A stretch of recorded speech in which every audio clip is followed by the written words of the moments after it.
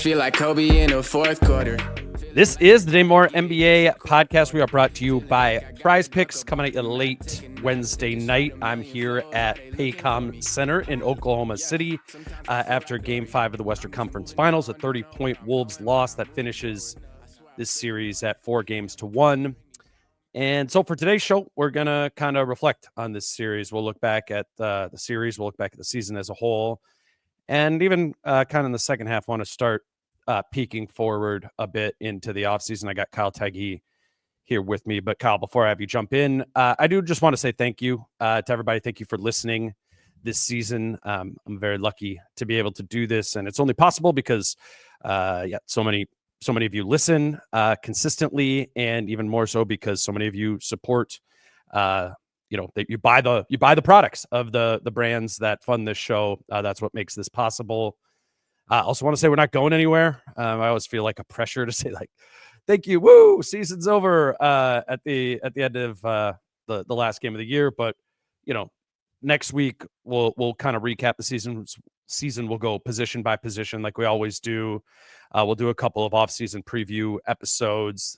The NBA draft is in 4 weeks. I got to figure out who's in the draft. We'll start digging into that. Summer League is in 6 weeks. So many more pods to come this summer, but the 24-25 season is over. It's been a blast. It's been a journey, and just wanted to say thank you for coming along. How are we doing over there, Kyle? That was great. Glad you did at the top. I think now we're supposed to go fire some people.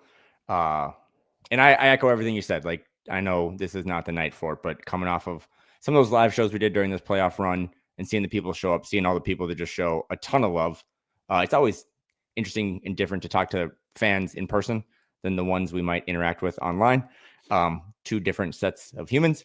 But again, it's just like we wouldn't be able to do this if you haven't yet, subscribe to the YouTube page. It's something we're going to really lean into more. And if you haven't checked out this pod, go look at Dane's new backdrop from Paycom Center, because it looks like he might be at a bar on Front Street in Nashville.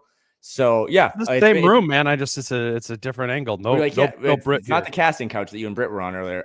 It is a very wonderful background. So no, it was a crazy season. I mean, I'd be remiss to not think right now in this moment, the night that I'm having espresso martinis and you're out, and it's like, hey, Cat got traded. Like, that seemed like it was 14 years ago, and it was like 7 months ago, and it's been a whirlwind. And I've had probably some of the least fun ever at points during the season. And at one point you said it was one of the least fun teams to cover because it was just kind of a doldrums. And to see them get back to this point, Western Conference Finals once in 34 and a half years, and then Western Conference Finals twice in 13 months, it should be celebrated by the fans that deserve it. And then also the way you go out and what you have coming up this summer, there's a lot of dominoes that need to fall, and a lot of question marks that this organization faces. So yeah, anywhere you want to take it. Hope you don't want to talk about that game. We won't talk about the game specifically too much. But you talk about the season as a whole, and it was a weird one in that way where it was low. I mean, you said for us, maybe for the players too. And it was up and down and got really high. This is the Western Conference Finals. And I was thinking at the press conference, afterwards about Finch's line. I don't know, it was maybe 35 games in the season, where he said it's gonna take a while for the cake to bake. And I brought that back up to him tonight at the press conference. So I'll play that clip. I remember he said at the beginning of the season, when it started slow, it's going to take a while for the cake to bake with this team, and it did. And obviously not the end result that you were hoping for this season. But reflecting, I know it's right now, but kind of reflecting on that process and that challenge and the accomplishment of it, like what goes through your head? I mean, I'm just very proud of the guys. It was definitely a challenging season in a lot of ways. They stuck with it. They stuck with each other. They stuck with me. It wasn't always pretty, but we played our best basketball when it mattered, which was down the stretch. We found some things that we could repeat, and it was. I remember having a conversation with Anthony, mid-season, and I said, "What do you think what do you think a good season feels like?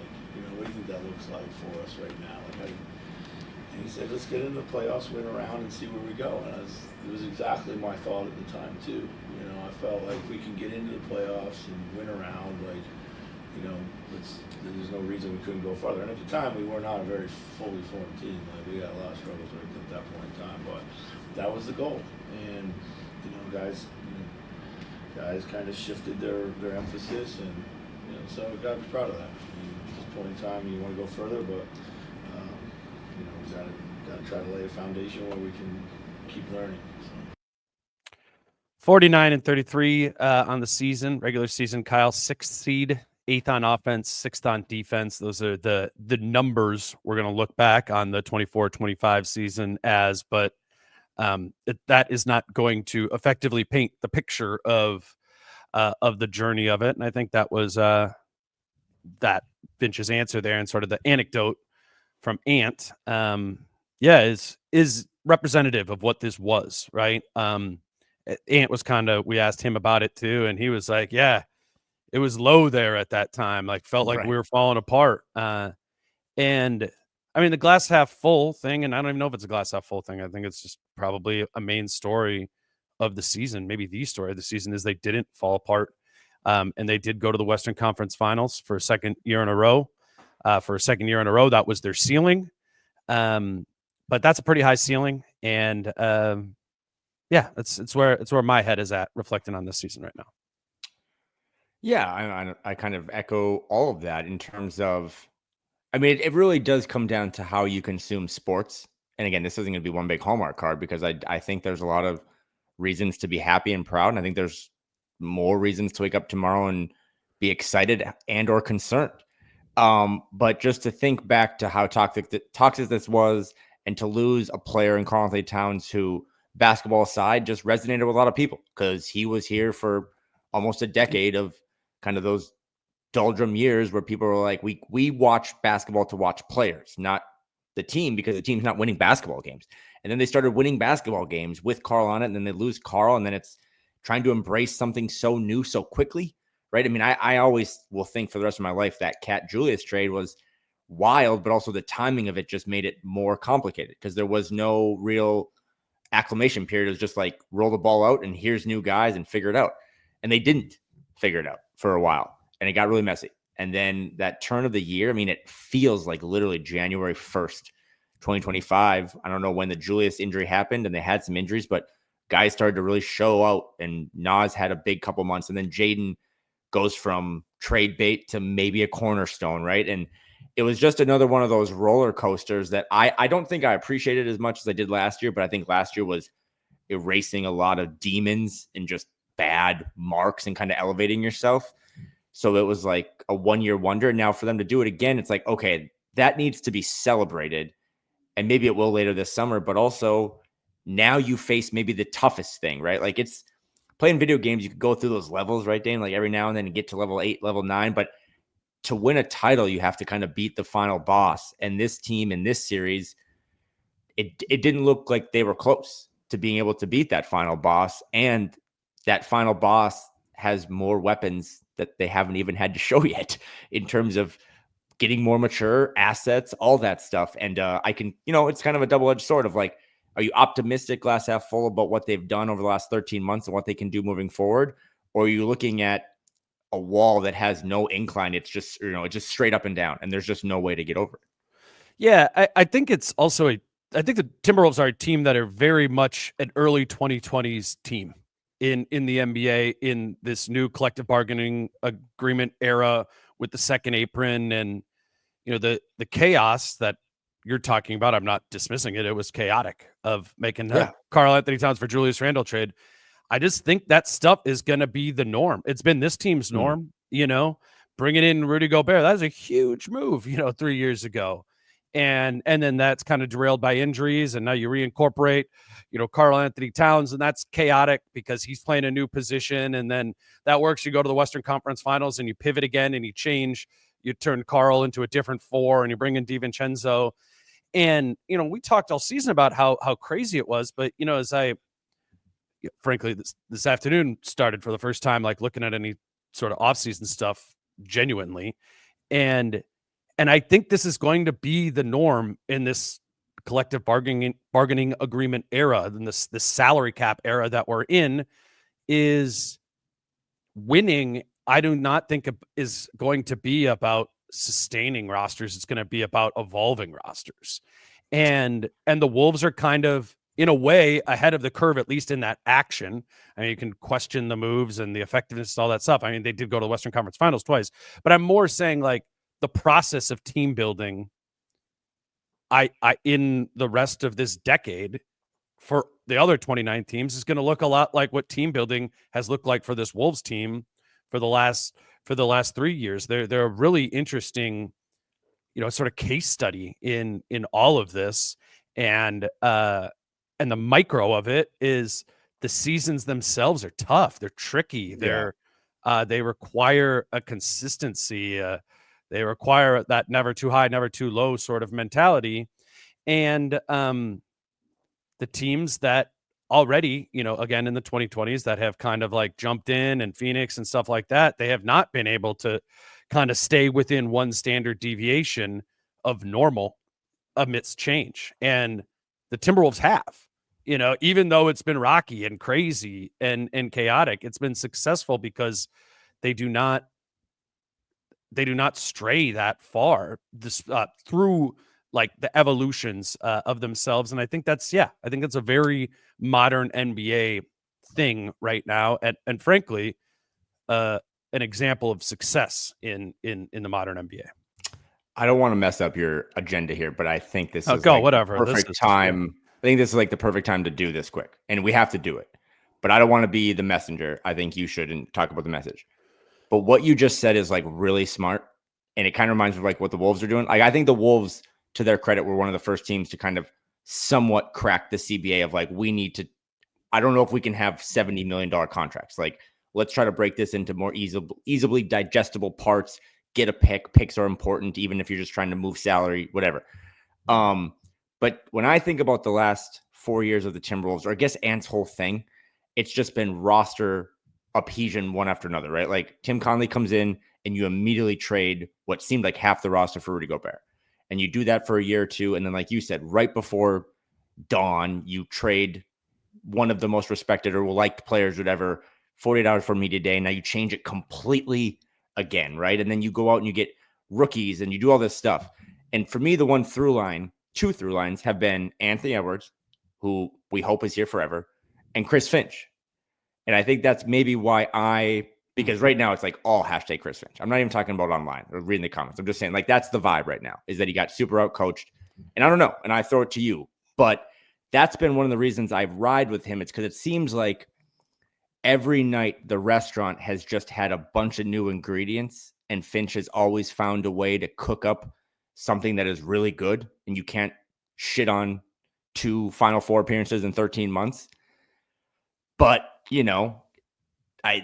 do you think he's the guy to then get them over the hump? Like, those are the questions that are going to be part of this offseason, whether we like it or not. But when you talk about the new modern NBA just being everyone, I mean, Sham said the other day, like, this could be the most chaotic, frenzied trade offseason ever. Craziest ever. Yeah, most craziest ever, And if that is the new norm, I wonder if, again, I'm not even saying what I want. I wonder if your head coach, your leader of the program, needs to be someone that can navigate that a little more than certain ATO, X's and O's, all that stuff, because I'm with you. I think you could see so much chaos this summer, both in Minnesota and across the league. And it's what coaches and what front offices can embrace that and keep it moving. And we saw that over the last couple of years of a lot of different guys coming in and out, a lot of different role players, a lot of different stars. And they've always found a way to do what this franchise has never been able to do for 34 years. Yeah, I mean, I don't know really where to go with that. I think his resume kind of speaks for itself of his ability to keep the group connected for the last 3 seasons through roster upheaval. It would be, quite frank, I think objectively, if we took off our Timberwolves glasses, you'd be like, what? Yeah, they fired Chris Finch, if they did that. So my head has not gone there at all. I think the question is more about, how are you going to coach the team differently next season, Chris Finch? You know, Yeah. Mhm. what are the tweaks that make this team seem a little less immature than it is, you know, and a little less volatile than it is? Are there are there coaching tactics put in place that play into the volatility of this group, that feed into the immaturity at times? I don't really think so in a big way. Inherently, you know, a concept-based offensive system like the one that they run um, asks your players to be really high basketball IQ. And, you know, they've had a really young team for the last 3 years. So when it hasn't worked, you've been like, what is this system that you're running? Your players can't run it. Why are you running it? Why don't we distill it down, get more structure, more play sets, all those sort of things. And I've said that over the course of the time. But in my opinion, the single most important element of coaching in the NBA right now is the management of the group and the management of the personalities and working in conjunction with the vision of your front office. And it's pretty undeniable that Finch gets an A in that, given what we've seen this roster do over the last 3 seasons. So I don't know. It seems to me when I see it, the biggest complaint is playing the young guys. And you and I, we could Yeah. rewind to 6 months ago, and we've had this conversation a bunch of times. And it's just like everyone's subjective opinion of, do you want to just play your 8 best players? Or do you want to mix in young guys for diversification and for development? And Finch took the 8 starters approach. I don't know. I think it worked pretty well. I think it made sense given the quality of those 8 guys. Was there opportunity for greater incorporation at times? Would have we liked to see Rob Dillingham play a little bit more this season from a developmental standpoint? Sure, definitely from a developmental standpoint. Terrence Shannon Jr. was a rookie too, who looks pretty NBA ready. I'm not sure he was back in November or December. I've heard he, wasn't, and it's kind of really developed over the course of the season. And clearly now, like, if I'm wrong, and if this Terrence Shannon Jr. existed in November, and you would have been able to get this from him, then yeah, like that might have been a misstep. But I mean, like, go back to November podcast that you and I were doing. Like, I was always subjectively in the opinion of the 8 guys. I know people have maybe other complaints with Finch, but to me, that seemed like the main one. And I've always at least understood the logic of why he didn't go that direction, and more so been impressed by the fact that the patience that he took the approach with this roster, and that the cake did bake. And this roster did really come together in the playoffs in a major way, and at a high functioning way to be in the Western Conference Finals again. I have a long take, but can I celebrate my prize picks winnings first? Do you want to sure. them out? Let's grab our first break here. Today's show is brought to you by First Resource Bank, and First Resource Bank has locations throughout Minnesota, including their new branch in downtown Minneapolis. First Resource Bank is FDIC insured, and if you are a small business owner like myself, I know from my personal experience that community banks like FRB can do more to help those who do have small business dreams.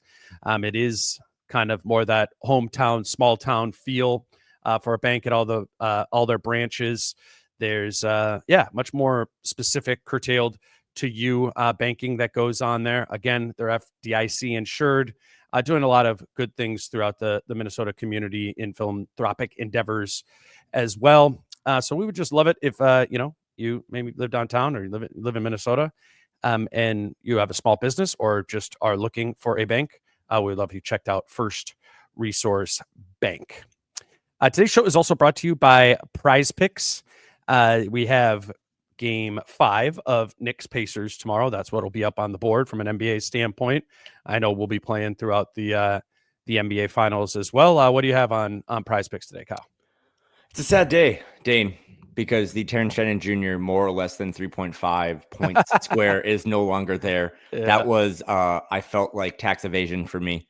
But no, it's just, there's fun days. Like every Tuesday is Taco Tuesday where they like do discounts. They do a lot of discounts on like Major League Baseball now. So if you like follow them on Twitter, you'll get the notifications. And then Fridays are always Flex Fridays. We get like a protected play. So for me, I mean, you and I talked about this already, but it was fun to pick 3 guys, go more than less, throw a little money on it, then go to a bar with your buddy and eat wings and drink beer. So we still got more games coming up. And then obviously when baseball and football and golf and WNBA, like it's just a lot of fun ways to have, as little as $5, a little skin on the game while you're watching it, hanging out with your friends, your family, and having a drink. So yeah, if you haven't tried it yet, I think your promo code is a really good opportunity to kind of get in for a little bit and give it a shot. Yeah, prizepicks.com, prizepicks app. If you do not have an account, you can use the promo code Dane to get $50 in your account when you place your first $5 lineup. And like Kyle said, be clicking on that promotions tab all the time. Like tonight, there was more or less than 1 point for Ant. They just have promotions. I don't know if he was going to get it. I didn't know. Prizepicks.com, prizepicks app. All right. How will you remember this series against the Thunder is the next thing that I sent to you, Kyle. I want to start by playing this clip. I asked Mike Conley what was missing from a basketball standpoint for the Wolves in this series, and I thought Ant chimed in with a little interesting piece here as well. This will get us kind of started talking about this Thunder series as a whole. Mike, what was, from a basketball standpoint, what was missing to be able to win this series? Well, I think you look at the way that they play, and their movement, their body movement, their connectivity in the sense that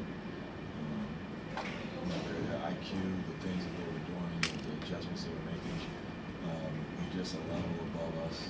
We were just a step slow at all those things, which kind of gave them, they were like on one string defensively. They had a plan. They executed it, and they didn't deviate from it. Those guys really locked in on that. You can tell both ends of the floor. It didn't matter, who scored, who had the ball. They were just finding an open person and making the next reads and things that we've gotten better at, but we're still working towards. I think so. We got a lot of room to grow and be better. I think it was interesting how Mike used this series as this Oklahoma City as a measuring stick, as they should be, and the way to measure kind of the gap between these two teams right now is execution, and I think that's what he's talking about there. I think we saw that throughout this series. Obviously, from a turnover standpoint, Oklahoma City executed their identity against the Wolves, and they were not, outside of Game 3 when they won by 1 million, were not able to kind of fend off that identity. And really, yeah, that identity is execution, IQ, approach, maturity things, next level maturity. It's not, the Wolves team isn't immature. They went to the Western Conference Finals. But I think what we're going to see from Indiana or Oklahoma City, if it is Indiana, is that these teams in the NBA Finals are extremely disciplined teams, extremely aware of what their identity is, and that if they stray from their identity, they lose. And the Wolves have more of a volatility to how they perform on a day-to-day basis compared to the best teams in the league, Indiana and Oklahoma City right now.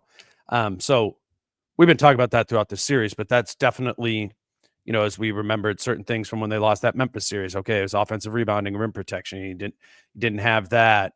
Last year against Dallas, it was the fatigue factor that they were talking about, not being, prepared for a whole nother season in the postseason.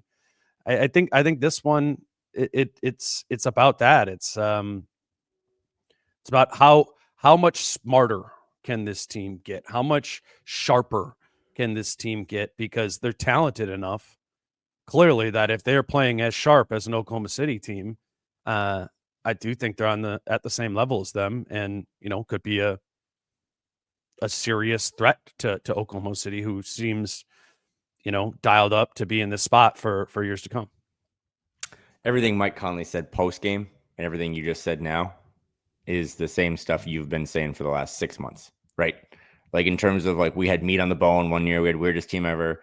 Like this season, a lot of it was this team. It's never about like low IQ. It's just they don't really focus on the little things. Like they're not necessarily a margins team. They're not an attention to detail team. Like they have They negotiate the non-negotiables. Mike Conley's called them non-negotiables since we've been talking to him about it this whole postseason. And the Wolves negotiated the non-negotiables in the games that they lost throughout this postseason, even against the Lakers and the Warriors. Sorry. And I mean, you talked to all 15 guys on the team, right? You talked to every front office member and a coach. Like Mike Conley isn't just the best because he's nice and has a cool brand, but also because he just tells it like it is. And I'll never, and this again kind of goes into the segment one stuff of when I think about when they lost to the Warriors in game one, and I was there, and when they lost to OKC on Monday, and I was there, and you talk to Mike, and it's like, what happened? And he's just like, man, Finch told us all the answers to the test, and we didn't study, And again, that's not low IQ or whatever. It's just it's a unique group of guys that, what I was trying to say before we did the ad reads is like going back to what this season ended up being. No one was as close to it as you were. So when I think about this season, like I am just happy to be here. I'm happy to be doing pods about basketball games on May 28th and not doing, I have no clue who the fuck is in the draft, right? I know there's a guy named Wolf. I know a Wolf Timberwolves jersey with 2 numbers, right? In North Loop, but I'm just saying, I don't know who's in the draft. But when you do go back to January and February and you told me that one night, like, man, this just isn't a lot of fun because this locker, like Ant said, it's just not fun. Don't you think this also could have just not gone the way it did? You know what I mean? Like when we go back, like, don't you think this could have been like, holy shit, they didn't make the plan? Right. Yeah. Instead of we're talking about how did you lose the Western Conference Finals to the 68 win Oklahoma City Thunder? We're talking about where the hell is this thing at right now? And they achieved that. They achieved that from January on to put themselves in this position where they're talking about, tweaks rather than, I don't know if the engine works. And the reason I set that up is because I was talking I did a little flagrant house. I was talking to those guys and just kind of consuming what's going on. And the reaction isn't you lose bad. And I get that. And you're frustrated, but like the reaction isn't tweaks.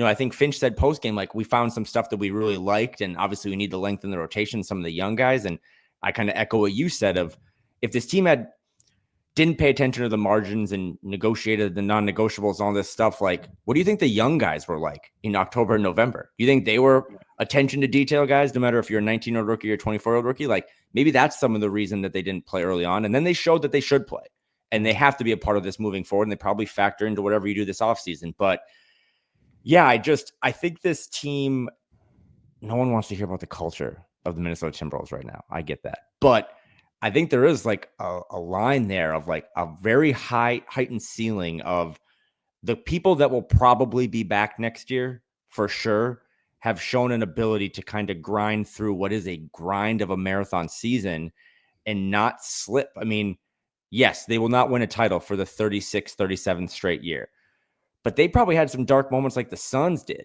right? And the Suns just folded. Like if you think Julius Randle quit in game 5 of the Western Conference Finals, that's your opinion. And maybe it happened. But I thought dudes for certain other teams quit in like March, in April. And the Wolves showed an ability to not do that and to continue to win games. And that's what Anthony Edwards has done since he got here. That's what Chris Finch has done since he got here. So one thing other, because you said, like, what will you think about with this series? I do want to plug quick that like you love basketball and you're not a fan of this team because you're like your integrity and you're a good person, but you are a fan of what the Thunder have done in terms of building, because you cut your teeth getting into the CBA and all that stuff, and you've appreciated how they've been built pretty fast, right? Despite a lot of stars coming in and out. And one of my takeaways, and I think this is going to be proven in the next couple of weeks, I think that's the best team I've ever watched since the Golden State Warriors with KD. Like I think that does tie into this Timberwolves stuff, because did the other teams that saw that Warriors team with KD, like, did they say we have no chance, we have to make every single move to beat them? Or did they just kind of like, we hope to ride it out? You know what I mean? Because there's so many stats, man. It's like tied fifth all time with 68 wins, plus 13 net rating. Like second, like this Thunder team might be historically good. Mm-hmm. And that's a double-edged sword now, right? Of like, how the hell do we beat them? But also of like, are we as bad as people think because they beat us so bad?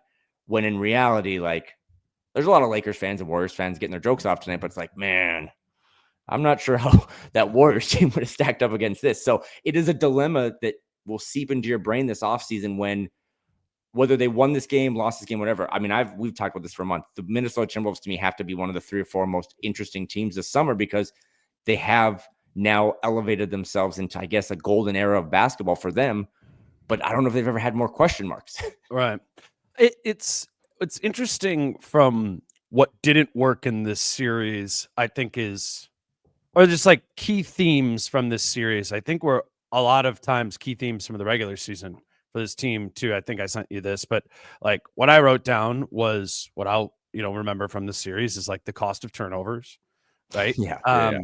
Which is as much, we've talked a lot about that being an Oklahoma City thing, and that is a main part of why they're very good and they have the 68 wins, and that net rating that you talk about is their ability to turn you over and not turn the ball over themselves. But turnovers were a theme for this Wolves team all season. They were 18th in the league in turnover rate. They turn the ball over like crazy all year. A lot of the other teams that are around them in terms of volume of turnovers from the regular season were bad teams. And I circle that as, you got to get better at that. You definitely, you not negotiable, getting better at that if you're going to beat the Oklahoma City Thunder in a playoff series in the future. But just for winning more games during the regular season next year, for becoming a better offense like that, that's something that has to come. I also wrote down the volatility of Julius Randle's play. Volatility implies positives and negatives, right? It's up and down. And it's an interesting topic here because Julius broadly, if we look at the 15 games of the postseason in the aggregate, the numbers are not going to look that bad.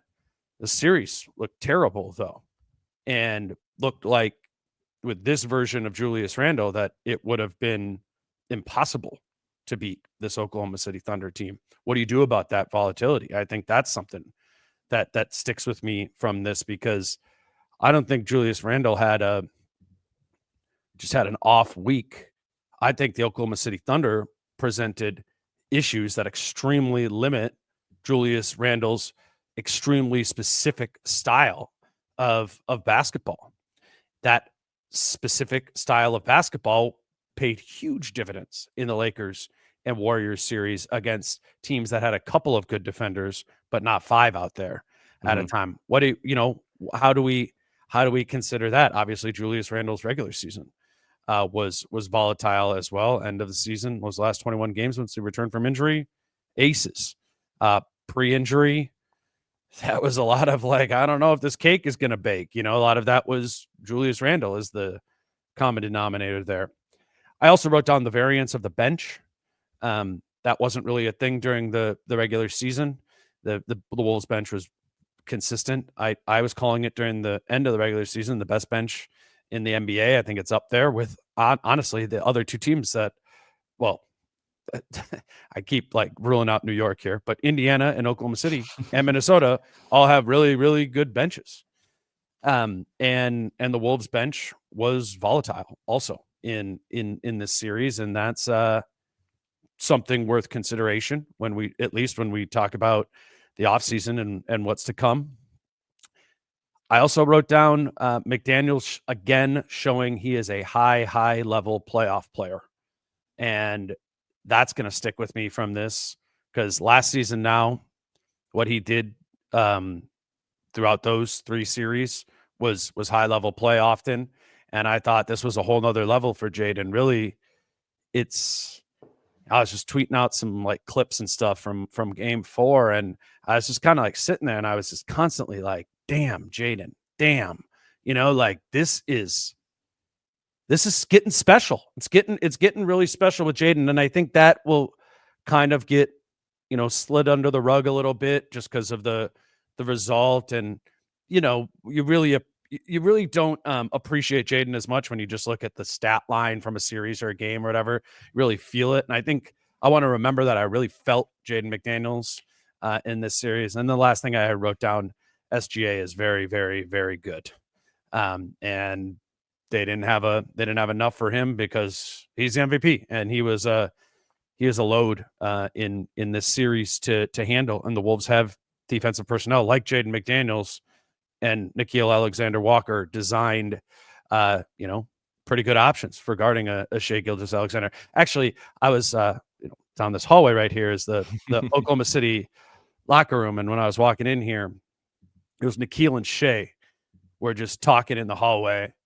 But it wasn't just like, oh, I love you, a good series. Or like, I was like eavesdropping on the conversation, but it was clearly like, if I'm reading the body language of the conversation, it was like a very like basketball-y type of conversation. And, that was cool. I think that just a cool story from the series was the two of them going against each other, particularly what, Nickeil did in the game that they won. And just the battle of those two guys was both cute, but also real high level hoops there too. So those are just some of the things that I had written down. Can we go into them? A couple of them, because they're all really interesting. Yeah. Also, did you know that Shai and Nickeil were cousins? They never brought that up on the call. The Jaden thing. The calls are getting kind of like the comment section. Yeah, I'll tell you what. This was one of my first games I've just watched at home. It was bad. Anywho, let's just go backwards. The Jaden stuff. He was terrible tonight, and I think he played a pretty big role in everyone being terrible. They were going to lose that game and get spanked no matter what, but he just had some really good looks there. I mean, I thought the Wolves actually came out tonight. If we're going to talk about the game for 1 second, like I thought they came out with a little energy. They got really good looks, a lot of them in the corner, and he couldn't hit anything. And then he kind of 6 in the first 5 minutes. Yeah, so he finished. So I was just going to ask, if you ever lost a bet on the Hail Mary, because if Jaden would have hit some shots tonight, and everyone kind of having recency bias and being, "What have you done for me lately?" I was so close to that September prediction of the season will end and Jaden will be the second best player on the team. So close. But I do think he is in the conversation. And again, the box score people that just look at that, I don't think will ever agree with us. But do you feel like on that player that you saw like a level of growth that is both something you can still build on, but also is like sustainable? Say that again. Do you think that Jaden's growth, I mean, I kind of think of it as like from January. Do you think it's both, there's still more to uncork? Oh, yeah. And also definitely that it's sustainable? Because, I mean, I really do think he had a fantastic playoffs. Like almost all the games he was, again, he did the thing where I'm going to guard Luka tonight, and I'm going to guard Steph tomorrow, and then I'm going to guard Jimmy on Thursday, and I'm going to guard Shai tomorrow. Like, there's just, I thought he had a great playoff run.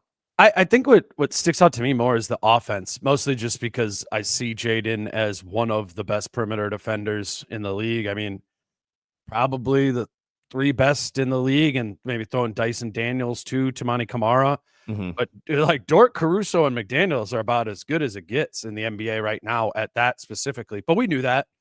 And Jaden was special in that capacity in the playoffs. What has stood out to me for the last 2 postseasons is Jaden's comfort and confidence in his offensive game, specifically off the bounce. And there was like, I don't know, it was like the second basket of game 4, and it was a little deep. It was like a 16-foot, maybe like slow spinning step back mid-range shot. He did it on Chet. And Chet was nowhere near being able to contest it. And I just kind of in my head was like, man, if he can get like more of that and deeper in, and he becomes sort of like a short mid-range assassin, which he showed threads of that, over the course of the regular season here. I just do think there's like really room for Jaden to be a lot more of an offensive weapon, and he's always been pretty efficient, and specifically from those areas. I think what I'm just curious to see with him is one of these years they're going to start putting their finger on the scale, and they're just going to be like, more usage. Let's see, like, when do the returns start diminishing of more Jaden and finding additional ways to involve him. A big topic of conversation this summer is going to be, this team probably needs another guy that when Ant sees 2 and he gets off it, can punch a gap and not just shoot a 3. Julius Randle can, get to the basket, of course, but he's a little bit more deliberate. Does Jaden McDaniels have some Jalen Williams to him? I was going to say, can Jaden McDaniels be Jalen Williams? Because you said about the finger on the scale thing, that probably has to happen next year. At least start putting the finger on the scale and applying a little pressure because of all the different iterations that this team could look like. Right. I think now, and if you're a critic of him, it's like, yeah, man, year 6 now coming up. Like, it's time to put the finger on the scale. I know that, Jalen Williams was a fantastic draft pick. I didn't know that they got J-Dub and Chet in the same draft. Like, that is kind of your Minnesota Timberwolves Ant and Jaden in the same draft, and Ball Holy cow. But they need to know if that can be kind of his sidekick or if they need to find another one. And then Jaden's, the Bill Simmons third best player on a championship team. But I do think he showed, I'm not going to refresh the numbers after tonight's game. But he was like 54, he was 50, 40, 90 in the playoffs, and he averaged a career high, I think, in points and rebounds and assists while also just playing. He almost never fouled out of a game, maybe once on purpose. Oh. But he was kind of everything you wanted in a second banana. Is that second banana good enough, or is it a third banana, whatever? But I thought that was one because as we go back through the things that you have, how you will remember this series, I think it also kind of starts tying into this summer. Right. Because we're not doing those pods now. You're going to hammer out a lot of those this summer. They'll be great. But we're going to do a little bit of it in this episode. I think, and I'll get crushed for this, I'm sure, but I think Jaden is like untouchable. Like I don't know what trade you would put him in. I think that's a core piece that you put alongside, obviously, the foundational piece of Ant. Mm-hmm. So then you go from Ant and you go to Jaden. You said another thing was Julius Randle's volatility.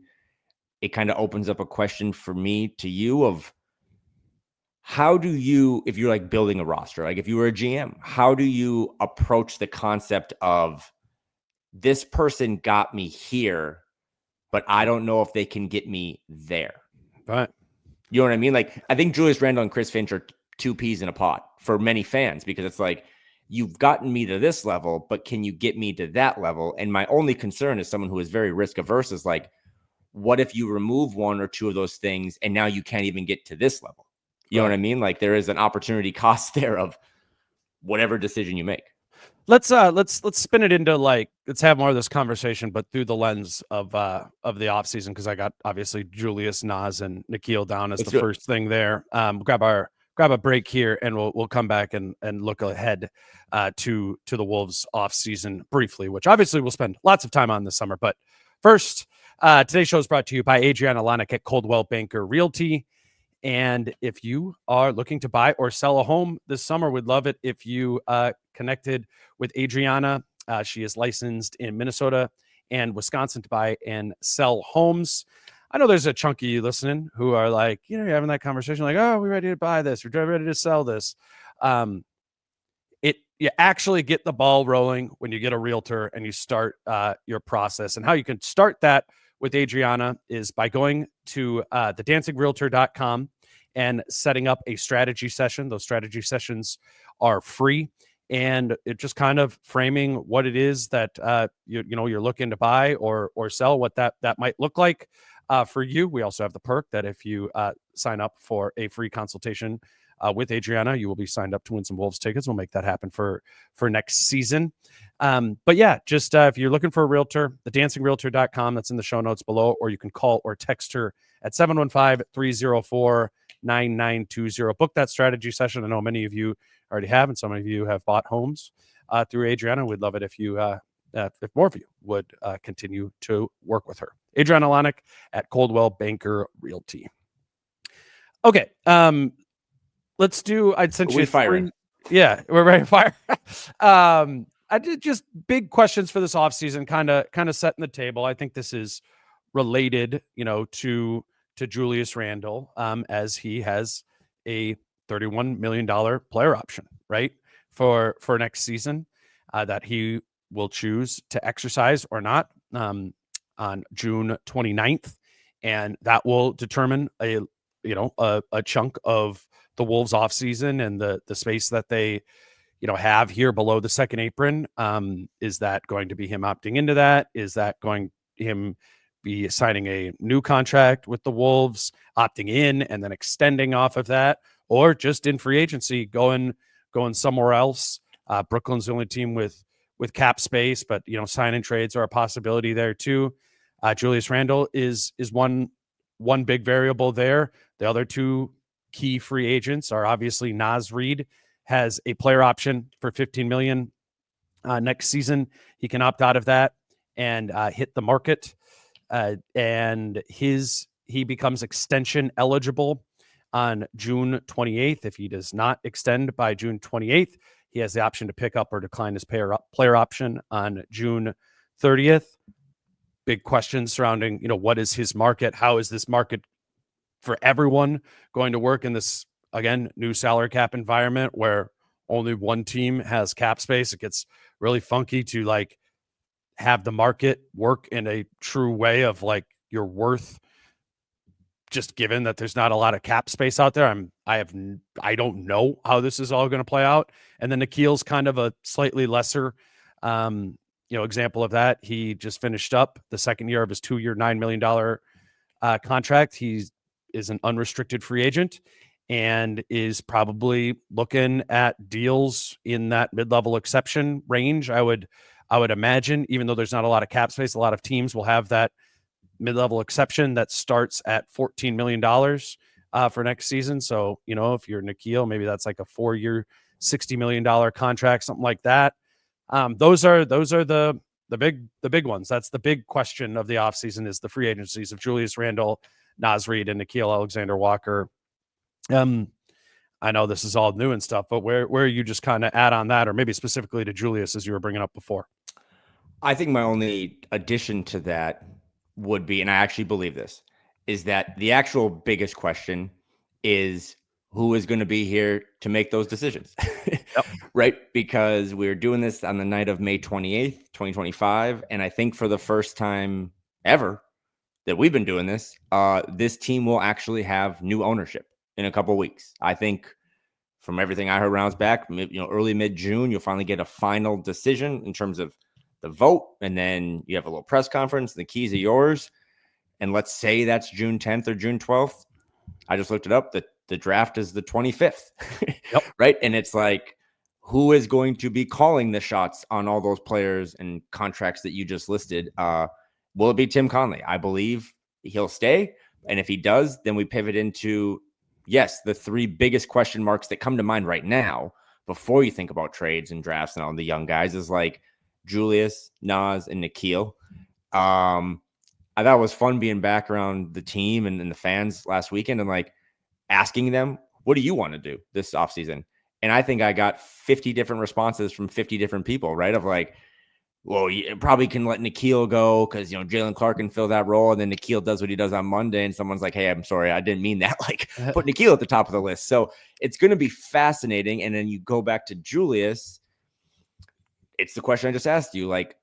They're Right. not here getting spanked on national TV without Julius. But can you ever avoid getting spanked by that team with Julius? It's actually kind of an easy question that I don't have the answer to. Naz Reid, so the question then off of that then is, if the answer is no, if you can't beat that team with Julius Randle, does that rule out re-signing him? I mean, I think that would rule out giving him a max contract. Mm-hmm. You know what I mean? But that's the nuance of this too. Is Julius Randle still worth his 1-year, $31 million contract he has a player option for next season, even though he can't beat the Thunder? Yeah, he's worth that. That's probably a positive trade asset. He'd be helpful for the team. I think just because Julius Randle, maybe can't beat Oklahoma City in the same way that he can beat Golden State and the Lakers doesn't mean he can't be a part of the next iteration of this team. But I think we learned, to beat really elite teams, they need more than Julius Randle. So we were talking about before, they do need players that can be able, in addition to Ant, that are able to get into the middle of the floor and, and go to work. And Julius against the Thunder was, I mean, the level to which Julius could do that in the regular season compared to against the Thunder was massive. The level to which Ant could do that in the regular season and do it against Oklahoma City was not massive. And that's an important factor, right? Like, can a player who's going to have, when the defense is that good, is going to run into that much adversity, can that be your number 2 guy?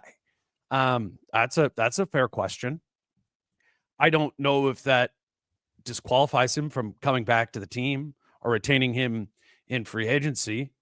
Rudy Gobert, like, imperfect player, but we're like, oh, he opted out of his $47 million player option on opening night, right? And signed a new contract that now is at $35 million next year. We're like, well, I don't know. Rudy's not perfect, but that's a better number. Kind of like that. That's probably a positive trade asset. So that's the hard stuff with all of this, is just because something isn't perfect doesn't mean you want to let it go necessarily. I mean, and now there's cases to let it go too, because should Naz Reid be a starter? And what if you do have Julius? What sort of impact does that have on the rest of the money of your team? I mean, this is complicated. It's not clean and clear. And I don't know if, do you know anybody out there who's like, this is what the Wolves should be doing. This is the for sure best path of how to pursue the free agencies and all this. Like, I don't know. I think it's going to depend on a lot of market factors and stuff like that.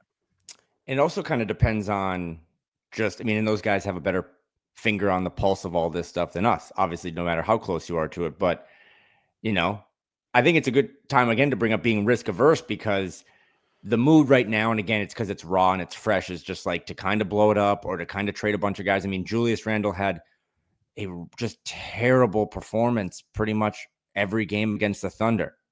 And he was by far the best big guy the Wolves had this playoff run.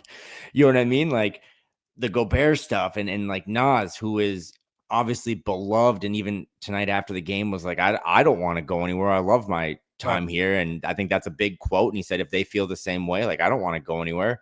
But then there's moments like, did you see at any point in the playoffs where you thought Naz is that second banana, No, over no, Julius type stuff? So there's just a ton of questions. And then when you get like cycled down to Nikhil, I was kind of in the vein of like, well, you're not going to pay them all. And you have to. I mean, that is non-negotiables. That's going to be our title of this pod. You have to play some of the young guys now. Like Terrence Shannon Jr., to me, has elevated himself. Doesn't matter about draft equity or whatever. He is at the top of that chart. He is the most ready to have a role next year. So I was like, well, there's all these young guys. Like, probably got to let go of Nikhil. And then I just think about when the Lakers just let go of Caruso. And they've never defended that well since they let go of Caruso.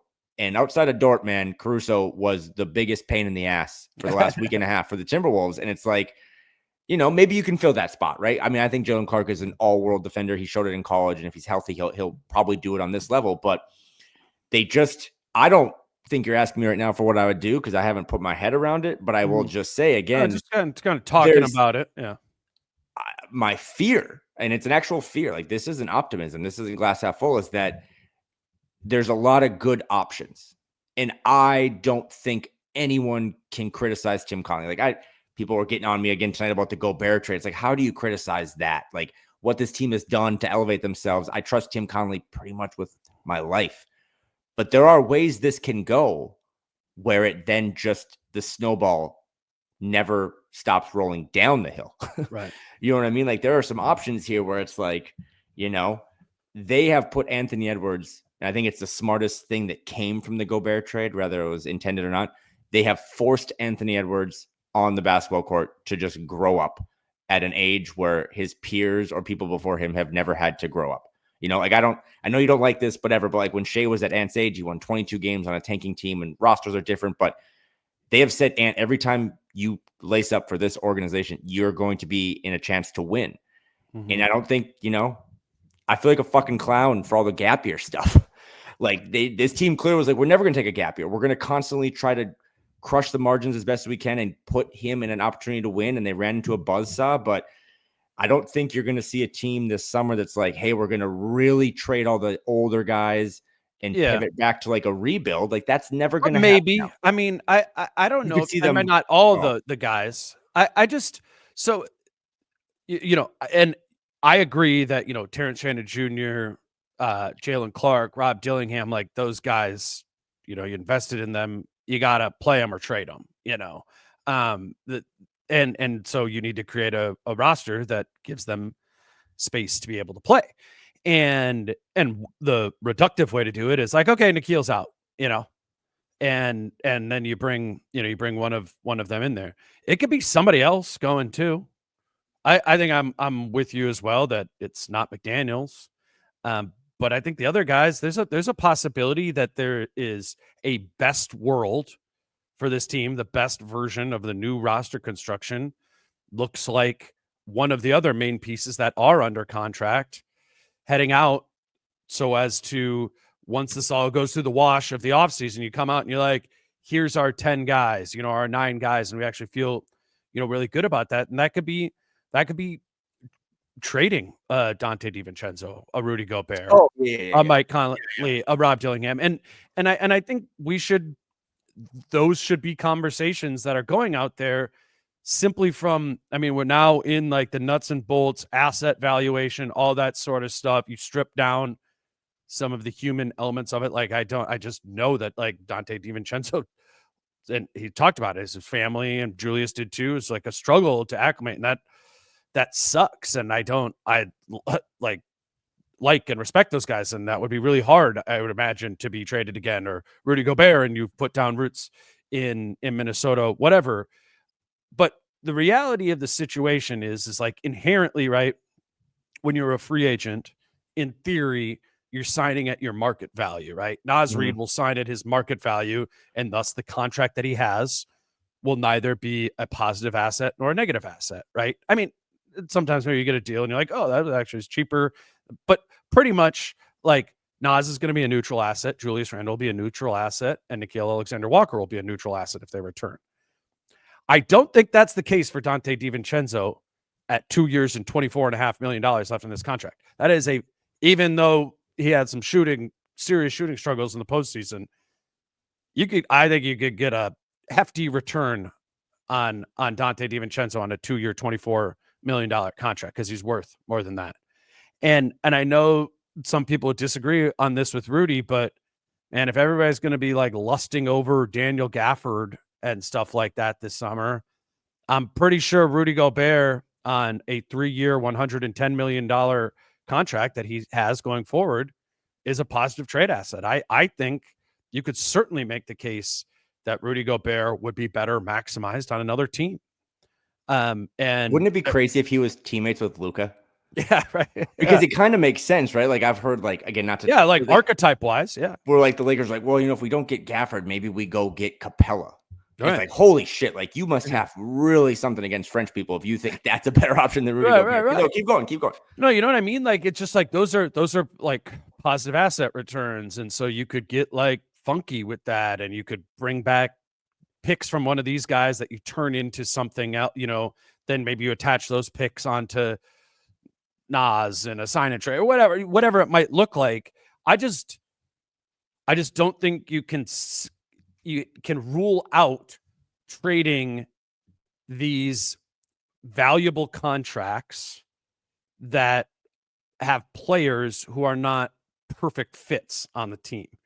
Because Dante DiVincenzo, like stylistically, is a very good fit for this team, but should he be a starter somewhere else? Would he be more valuable to another team than he would be the Timberwolves in terms of style of play in his contract?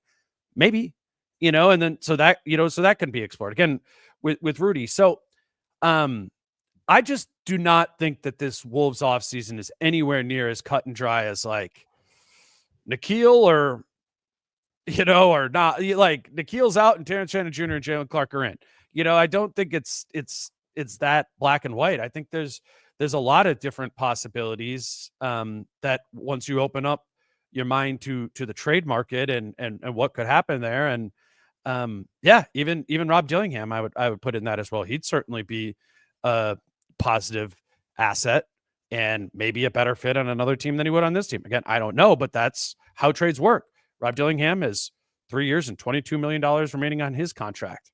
I'd imagine if they go big fish hunting, the team that is trading them the big fish is going to ask for Dillingham, back in that trade. Like these things These things could all happen, and I don't think we're prepared for the new salary cap environment. That is not going to be guys.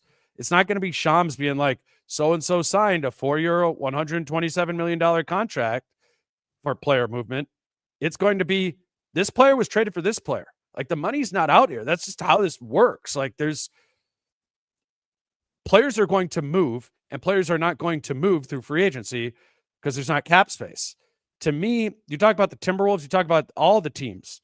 All the teams, I think, need to be considering trading guys that are positive assets if they're imperfect fits on their teams or can make their team better through a sequence of moves. And I don't think the Wolves are absolved from that. And it's, we should be doing, podcasts over the course of the summer of like, what might a Dante DiVincenzo trade look like, or a Rudy Gobert trade look like? Not because we're saying they should be traded or they're bad players, but that's just, I don't know. Welcome to 2025. That's just like, I just think that's how this is going to work. I should just clarify. I don't think this is what you thought, but like, I'm not saying run it back, and I'm not saying those are your only options, because if you do want to boil it down to brass tacks, I mean, like, the only non-negotiables and then I would probably argue that like second fiddle, like maybe Jaden is a non-negotiable unless it is the perfect deal or whatever, But outside of that, I think everyone on the roster is open. That wasn't like a you thing. That was more just like in general. I don't feel like, because a lot of these conversations happen during the course of the regular season of like, what does the Wolves team look like next year? I don't think there's been a lot of like Dante DiVincenzo getting traded. Right. Stuff going. Also, sorry, one more Dante DiVincenzo thing. He is extension eligible on June 28th. So that's another path to them. You're like, oh no, we do see him long term here. Lock him in at this 224 and then tack on, I don't know, is what Dante get, like 20, 25 a year or something like that on top of it. Beyond that, like, there's just a lot of shit that could happen, man. Like it's gonna be a funky, most craziest offseason, right? Weirdest offseason ever. Yeah. Rebrand the shirts. Do you know that Cats extension eligible this summer? That was weird. I just have a question, and I think you're gonna follow my logic here, but I'm of the understanding, and I had one person kind of tell me this once, but like, I think if the Wolves had opened it up and wanted to trade Carl in September or last summer, they could have gotten different deals that were like a little more pick heavy. Like, I'm not talking like the 5 picks or whatever, but the reason I'm saying that and coming back to what you just said is if this is a golden age of Timberwolves basketball and you have carved out this window now where you have made back-to-back conference finals with a player who hasn't reached his prime yet, they're not going to make any moves that ever take a step back. Like the Julius Dante thing was like, we think those guys can give us as good, if not a better offense and maybe defense as Carl got. And in the end, despite getting spanked again tonight, like, they were right. Like Tim Conley and Matt Lloyd and all those guys were right. I don't see a summer where they do like we're going to really pivot this thing financially and go acquire assets and like take a step back next year. Like the gap year thing, again, will go down as, and I've said a lot of dumb shit, like the dumbest thing ever, because that's not what Chris Finch was brought in here 4 years ago to do. He's brought in here to win every single basketball game that he can, because his team doesn't ever do that. So yeah, there's way more than just those 3 guys. I think those guys are at the head of it because they all have, I guess the way to argue for those guys is that they kind of control their future, whereas Dante DiVincenzo is under contract. If he gets moved, it's because of a trade or whatever. But it is fascinating because a week ago, it was like, Julius, I hope he opts out, and they give him an extension. And now we're back to like the February stuff of like, does he opt in? Does he opt out? What does Nas do? And like, how much do those guys make? Like I've had someone be like, yeah, would you pay Nas $30 million? I have no idea where that number's coming from, but that's a big number for a free agent group of guys that there's not sexy, right? Like, that's why you're talking about it's going to be trades that really dominate this summer and not free agency, but also a lot of teams that haven't embraced the new CBA or don't have their books kind of figured out or just don't have money, right? Like the Nets are the only team that really like has a deep amount of free agent money to go spend on guys. So, and again, at the top of the pyramid, it's like, it's Tim Connolly, and is he going to be here to make those decisions? And even at the topper of the pyramid, it's like, will the new ownership group that is finally, after waiting 4 years, going to be able to say every decision is our decision? And I think that would be awesome. But every bill is now our bill, right? Like no matter if we improve the bowels of the arena or the roster or the coaching staff or whatever, we got to pay for it. And is this team going to continue to pay a luxury tax that, I mean, I think when the bill is due in June, right? They're the second highest luxury tax team in the league. Like, yeah, no, that's what I had down for my third off-season question look ahead thing is like the Wolves ownership situation and the impact on the future. And I would say this about any owner, if it was still Glenn Taylor, if it was the new group, it's like outside of, you know, what you think about Glenn Taylor, it's the luxury tax amount is a very big amount. And this is what all the teams that are in this spending bubble that the Wolves are at is the Wolves player salaries this season were $205 million. And then on top of that, they are paying $91 million in luxury tax. So like the bill for the players this year is $300 million. That's like double a lot of teams who like weren't in the luxury tax, right? It just wasn't, I think the salary cap was like 150 this year, right? If you were right around the salary cap. That's just a lot of money. What I wrote down is what is new ownership's threshold for spending? They've obviously illustrated a willingness to pay the tax. They just did it to the tune of $91 million. No team is doing that in perpetuity. You're not only going to lose money, but you also have the other hammer of, you know, the restrictions of your apron status. And, you know, maybe the Wolves will be under the second apron next year, but still there's, you know, restrictions that come with that. I think it just makes it's the level to which Tim Connelly can spend. Like he needs to get a budget, right? And the new ownership group is going to give him that budget to define, you know, how high can you go into the luxury tax? And Tim Connelly's going to have to, you know, weigh in on this with them too of like, you know, what are our windows? Actually, I don't want to be a second apron team this year because I want to do X, Y, and Z. I want to be able to do a sign and trade and bring a player in and hard cap us at the first, whatever. The thing is, like, there just needs to be specifics given to them, you know, by this ownership group. So the ownership group is obviously going to impact the future of the organization for the next decade and decades to come.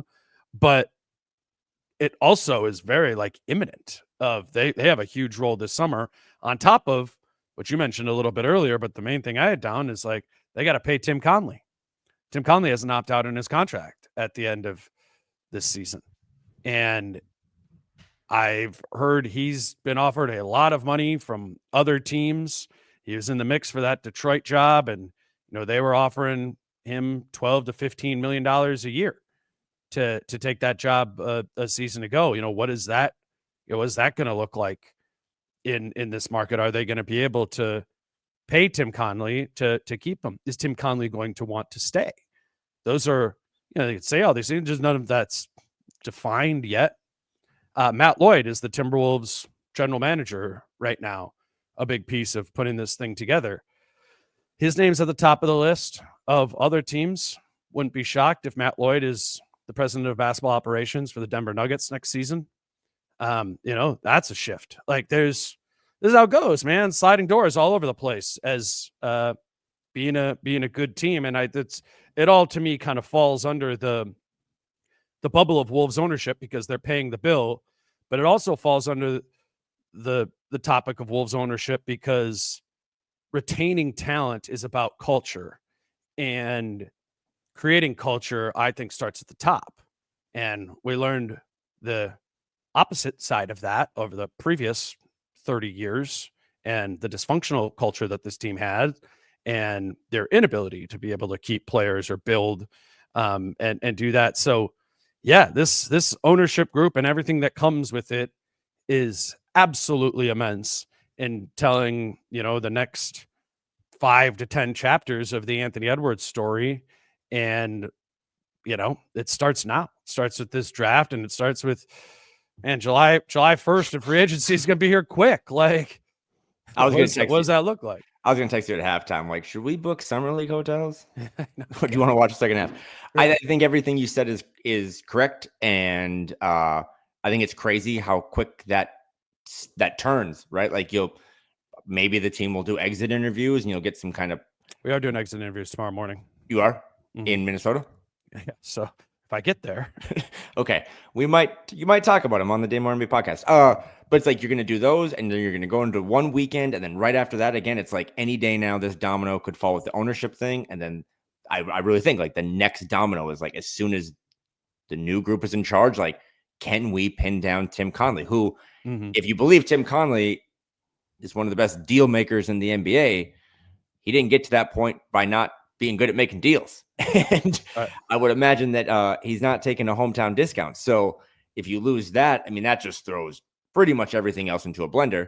But if you can keep that level of continuity and then your coaches are all kind of here and probably will be here again next year, then it goes into the roster and not just the guys that have the ability to opt out and check around and look at other teams and flirt with other teams, but also the guys that are here. And it comes full circle for me, as we were talking about Chris's book the other day, of it does still seem really glass half full, even after getting absolutely washed by 30 points. How could it not be, man? I mean, but we've seen in sports so many times how quickly one wrong decision can snowball and it can fall apart. And every decision now, I think he's clearly earned this, but every decision that gets made, every decision, everything, free Wi-Fi on the plane, everything should be about Anthony Edwards. Because also too, like back to my thing about if you pull too many bad levers and now you're like a 500 team next year. Free Wi-Fi on the plane. That's when you, we've never had to worry about it in Minnesota from a fan perspective, any other perspective of like, hey, Ant needs a bigger market. And he said all the right things, but you know what else has helped? That his team has been awesome. Right.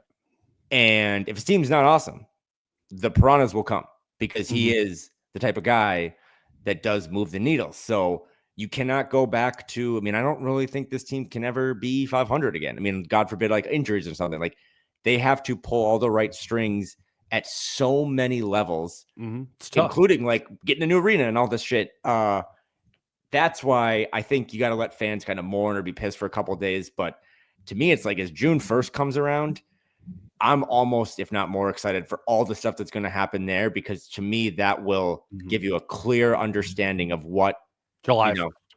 Well, June 1st, in terms of just like, that's when I'll start being like NBA offseason draft. Like I know one. You mean in like 48 hours? Yeah. Okay, cool. I need a quick break. So it's all going to be stacked. And people are always like, well, I hope Tim Connelly and those guys are thinking about it. It's like, dude, they've been thinking about it for a while, but if he's not here, it does open up a wormhole. So yeah, it's a really talented roster. Like I do stand by, the thing of like, I think they're one of the 3 or 4 best, deepest rosters in the West. I think you're going to have to find ways to carve out some more minutes for certain guys.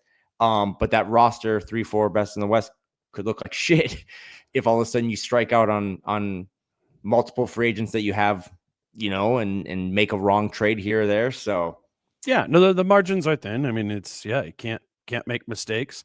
I think the good news is like they're not in a Denver situation where like they literally need to throw people overboard.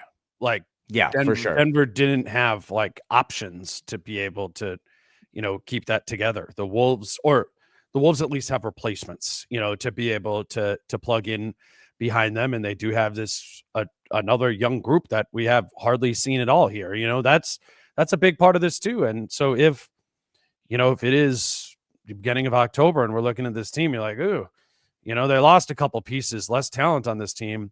Well, then it does kind of become, what can Terrence Shannon Jr. fill in that space? Can Terrence Shannon Jr. and Rob Dillingham together fill in that space? Jalen Clark down the line. That's what sustaining a team is in today's NBA. And that's another, part of the challenge. I do have a couple other miscellaneous. I was just going to say on the ownership thing. Like, I think the ownership group, getting to know them a little bit, like they deserve the benefit of the doubt because I think Ant obviously drives it, but they have changed the culture. Ant has changed the box scores most nights and the results most nights. Like at the end of the day, man, it's the guys on the court that play the basketball, but the culture over the last 4 years since Mark and Alex have showed up have been great. But also too, like a lot of stuff is public knowledge now. And it's like, man, you got a house for 1.5 billion valued, and now it's worth north of 3 billion. and you get a nice house like that and it's doubled in price and you're not trying to flip it, you want to live there, don't you want to put nice furniture in there? Like, you're not just going to all of a sudden live. I mean, Abby and I still haven't bought rugs for our house, so I'm like talking on both sides of my mouth, but why wouldn't you want to invest in the house that now you own? Right. And now you own it. In a couple of weeks from now, you will own it. It'll be your team, and every good decision will be credited to you, and every mistake will be blamed on you. And that is got to be invigorating, but to come this far and then to not continue to throw as many resources as you can at something that I think is continuing to grow would just be a bummer. Team options for Josh Minot and Luka Garza. Here we go. Okay. June 29th. Let's go. Josh Minot has a 1-year, $2.2 million contract. Luka Garza has a 1-year, $2.4 million contract. The Wolves can opt in or out of that. Joe Ingles is a free agent. Jesse Edwards, Bones Highland, and Newton. Oh my God. Tristan Newton. I forgot his name. They're on two ways. They're restricted free agents. You know what else I noticed? Leonard Miller has 2 years and $5 million left on his deal, but he's extension eligible this summer. Oh, there we go. That's kind of interesting, right? You could tear up that deal and give him a new contract. Because he's like, or you could just guarantee his $2.5 million. But sometimes then you can get a guy for a long-term thing on a really cheap contract. Like, could you get Leonard Miller for 4 years, $18 million, something like that? That's kind of actually what Oklahoma City did with Aaron Wiggins and Isaiah Joe. They had these non-guaranteed contracts at low numbers that the Thunder could have just opted into, but instead they were like, or we'll give you Aaron Wiggins $8 million a year long-term and Isaiah Joe $11 million long-term. They would have gotten more than that, but there's a negotiation round. So as always, there's a bunch of little miscellaneous stuff in there too. It's fairly irrelevant for the Wolves with those pieces. But those are things that will, round out the rest of the roster. Some of those guys will move on and new pieces will come in. But just if we were going to set the scene for the offseason, those are some background characters too. And everyone that covers one team probably, or cheers for one team, thinks that their like young guys are a little better than maybe the national kind of average on it. But I will say, because you mentioned this earlier, and they're kind of forever tied, at least for these next couple of years, the Nuggets and the Wolves. I think that is what sets apart like what the Wolves are facing and the Nuggets are facing.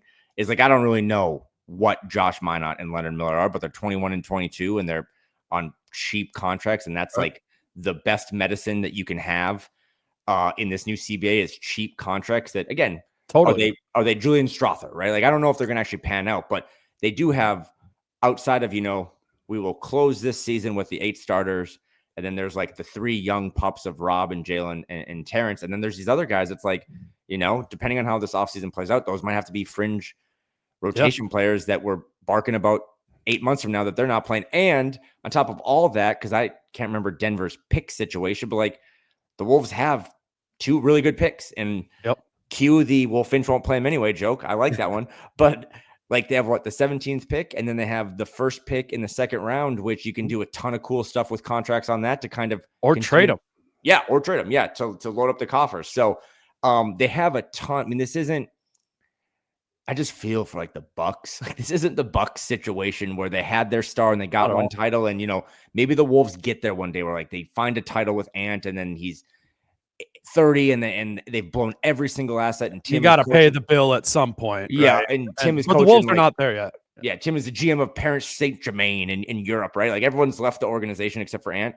They're not even close to that. But I do think it's not a slippery slope. It's just they're going to have to nail a lot of these moves, because if it's true that this will be the most craziest offseason ever, a lot of other teams, I don't think, are looking at OKC even now, which is crazy, and being like, well, let's rebuild so that 4 or 5 years from now, like, a lot of teams are like, well, let's go for it again next year.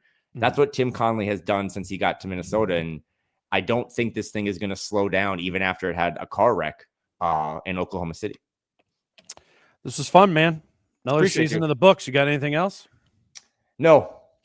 I think that's enough for me for a while. So I'm sure you and I will talk, and it's been a pleasure. And I've been, again, like, I know you did the tweet and all that stuff, but it's been really cool being friends with Dane Moore. seeing you around the city. You love basketball. You love doing this. It's a lot of work.